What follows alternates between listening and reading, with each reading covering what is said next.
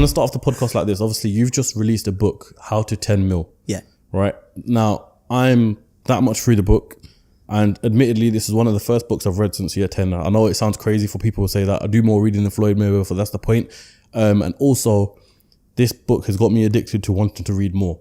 I'm a student of knowledge via podcasts and via audio books, but actually sitting down and reading this, credit to you, because you've got me through, I think, 4 chapters by now in the space of 2 days, which is insane. But here's how I'm going to start the podcast, because on the first page of this book, you've got acknowledgements, and it says, to my parents who raised me with the belief that I could do anything I put my mind to and worked hard for. There's no, when this is like, when you read in school on the spot. There's no way I'd be where I am today without the belief you installed in me. Thank you for always supporting me, no matter the venture I pursued. To my clients, both new and old, who put the trust in me to help them build and grow their businesses. Without you, I'd be without a mission and a calling in life. I'm constantly excited and thankful to help you reach the heights that you deserve to reach. Now, I think that's quite a powerful message to start off this book with. Why is it you chose to start off with that message right there? What a question to put me on the spot to kick right this there, thing yeah. off. Well, I think I was saying this to a buddy yesterday. I don't know where I got this sense of belief from. I can only imagine that it came from my parents. But for some strange reason, I've always believed that if one human in the world can do something, why can't I do it? If a human that is just born, and some people are advantaged by the country they grew up in and maybe the parents that they have and vice versa, but nonetheless, I've just always believed that if I want to do something, surely I can find a way to do it, you know? And I've got to thank my parents for that. And I wanted to put that in there because I wish that more people had it, and I wish I could give it to other people, you know. And this is part of the reason why, to come on to the second paragraph about the clients that I work with and them putting their trust in me. I try so hard right now to help people understand that they can make money if they want to. They can build their dream life if they bloody want to. It takes time, yeah. Takes some effort, takes some learning. You've got to read the book. You've got to do the work. You've got to build and whatever. But it can be done. And I want to share that belief that I've got with other people. Yeah, as I said to you, this is probably one of the podcasts where I've been the most excited for, especially after reading this book. Now, the book title itself, How to 10 Mil, someone may look at that and want that in itself is an accolade to what you've done, right? So just to dive into a bit of depth about who you are, introducing yourself, how would you say, who is William Brown? For sure. So I would say that I've really been an entrepreneur for my whole life. I didn't really know it when I was younger. But the thing is, like, to give you an example, so one of the first things that I loved doing when I was younger was skateboarding, right? As many young kids do. But instead of just skateboarding like everybody else, I took it upon myself to like get a camera, film, edit, make skateboard videos and sell them for like £1 for a bootleg DVD that I'd made myself. Yeah. And again, I didn't realize it at the time, but what I was doing was being an entrepreneur, making a product and selling a product, right? Then I got into graffiti, which was my next kind of massive passion. And again, instead of just painting, writing, like many of my friends did, I made a graffiti magazine. You know, and I went around the UK interviewing writers and taking pictures and got Photoshop and learned to edit and make this thing and then put some money aside to print a few copies. And I would go to art stores and basically it's called sale or return. You give them some copies. If they sell them, you get money. If they don't, you take them back. Back, yeah.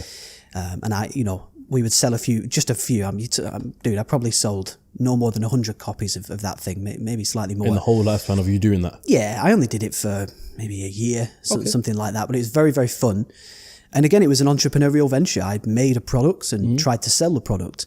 But I don't know why I did this stuff. It's just in me to make stuff and get it out there. Yeah, I mean, as I was saying to you downstairs, you seem like you've always been a very creative person in terms of making something, or firstly, visioning something, making it, producing it, and then being able to sell it. Yeah. It's got you to where you are right now. Yeah, it's been one step at a time. You know, I mean, skateboarding, I probably honestly made £20, if that. The graffiti magazine, I might have made £400, £500, £600, if that. The third thing, as you'll have read in the book, so my first kind of proper career was as a DJ and record producer from the age of about 19 to 26. And that was eventually it was a full-time thing. So I DJ'd all over the world. I've DJ'd in over 45 countries, played on Boiler Room, got signed to a really great record label. And it was an amazing career, but the money was not very good. I was making like 2-3K a month, sometimes zero, sometimes £700 in a month, sometimes 10 grand in a month. Right, so very up and down. Varies a lot. I'm assuming that's all to do with seasonal work and stuff like that, right? Yeah, I mean, towards the end of my career, I was getting paid about £700 per show. But if I DJ'd in Sweden, I'd have to fly to Sweden, DJ for 90 minutes, get that £700 and go home, and then go to Belgium, DJ for maybe £600, come home. Then I'd go to America and Canada and do a 10-show tour for 2 or 3 weeks and bring back 4 or 5 or 6,000, right? But it was very travel intensive, very lonely on the road when you're on your own. You don't really know anybody. You go into an airport more or less every day, a hotel more or less every day. The money, when I got to 26, 27, my friends started buying houses, getting married. I remember this one day, I saw one of my childhood friends, one of my high school friends, driving like a brand new Audi A5 or something. I was like, how did you get that? And just to compare it at that time when you saw this A5, where were you financially? Could you afford that same A5? I reckon I was about 23 years old, and I was DJing, living with my parents, still in the town that I'm from, Clitheroe, in the north of England.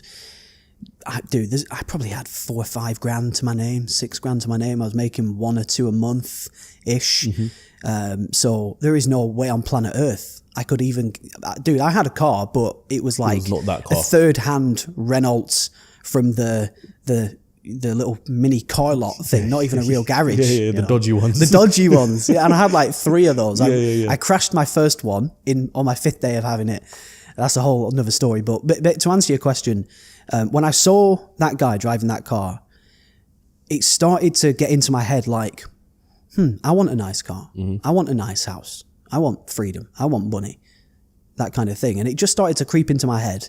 And it got heavier and heavier as the years went on. I mean, my mate's getting married. I'm not married, you know. My mate's driving a brand new Audi. I can't get an Audi. My mate bought a nice house. It's like a relatively nice house. Probably cost him 200 grand or whatever. For like a nice new house. I thought, I can't get a house. And it just started to weigh on my mind more and more. And then when I was about 25, 26, I started to really try and get money from music. I would try and sell merchandise. I'd try and sell my own records. I'd try and make music so I could get signed to a label where I'd get bigger shows, more higher paid shows. And it just wasn't going well. It just wasn't working. And thank God, I came home from a tour one day, got back to my parents' house. I was having dinner. And there was a trading documentary on TV, super glamorized, very just... What's that? Forex trading? Yeah, trading currencies. Okay, yeah. And some of the guys on there, some were young, some were old, and it showed them driving, these crazy cars and live these big houses and making all this money. Lifestyle, everything. It was such bullshit. Yeah. One of those bullshit documentaries that just glamorizes it with no, factual stuff to rest on. But did you think it was bullshit then as well? But I didn't know. Okay. I thought, wow. I remember there was this guy, this youngish guy, maybe 24, 25, who was apparently making like 1,000 a day from home. I was like, wow, that would change my life. If I could do music and trade on the side, that would change my life. Because then you could do music for fun and then fund yourself through Forex. And this is what you said in the book as well. Exactly. Yeah. So my whole plan was if I can just pay my bills with trading, I can do music for fun without just trying to make money from music and actually enjoy the thing. And then you can probably guess what happened, right? I went straight on Googled, trading, opened a broker. The first one I stumbled on, which was IG back then, put £500 in an account, and through pure beginner's luck, I took that up to 8, 9, 10,000 pounds across about 4 or 5 months. Thought, I am going to be rich. I'm going to be a millionaire. This trading Forex stuff master trader, is so easy. Yeah. I am the best. And then blew about 70% of it in a single day. You've read the rest in the book. Then took some money out, did the smart thing, and actually invested in some proper education with some talented real traders. And eventually was able to become profitable on a small level. And I was still doing music. I was doing the trading as well. And one day I had a very small Twitter with like 200-300 followers.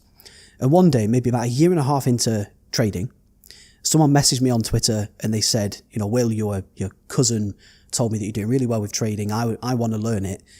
Can you help me? Yep. And he offered to pay me, I think it was £50 to come to my house for 2 hours. And he sat next to me, one trading session, took some notes away with him, a 2-page Word document. And then it just occurred to me, maybe other people that follow me on Twitter would buy this Word document. So I messaged a few of the people I was chatting to. A few people bought it, and I was like, "Wow, this is free money." And it was 50 quid a pop. 50 quid what was it? Just the A4 document, right? Just like a 2-3 page Word document. So 50 quid each for that. Yeah, Okay. yeah. Is that just to stop you there quickly? Sorry. Is that the first time you had experienced the industry of education? Yeah, absolutely. There was one. So one of the first trading programs that I bought myself, in fact, maybe the one, it was £300, and I got put in like a Facebook group with the rest of the customers. Yep. Right. And I remember thinking there was like maybe 130, 40 people in that Facebook group. And I just thought, hold on a minute. I've paid 300. It seems like these are the 130, 140 people have paid 300.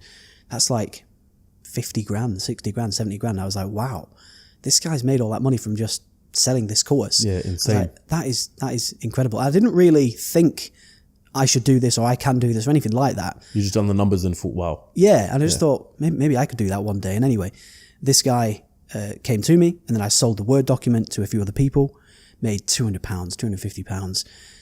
And then the education business that I sold last year started from there 6 years ago, and that the rest is history, So